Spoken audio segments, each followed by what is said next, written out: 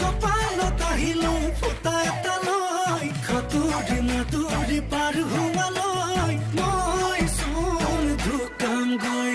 ইটো নাই সিটো নাই ভাবি গুণে লাভ নাই যেনি নিয়াতে নিযায় মাথাৰ প্ৰেছাৰ হাই ডিঙি চিকা মাৰি যায় কিবা অকণ দিওঁ আজি মই ভাত খাবলৈ লৈছোঁ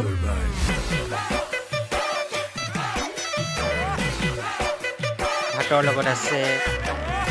এইফালে দালি লগতে চালাড বেঙেনা বইল আৰু কণী মই এতিয়া খাম আপোনালোকে চাব দেই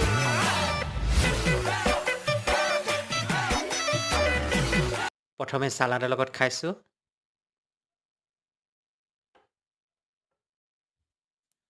মজা হৈছে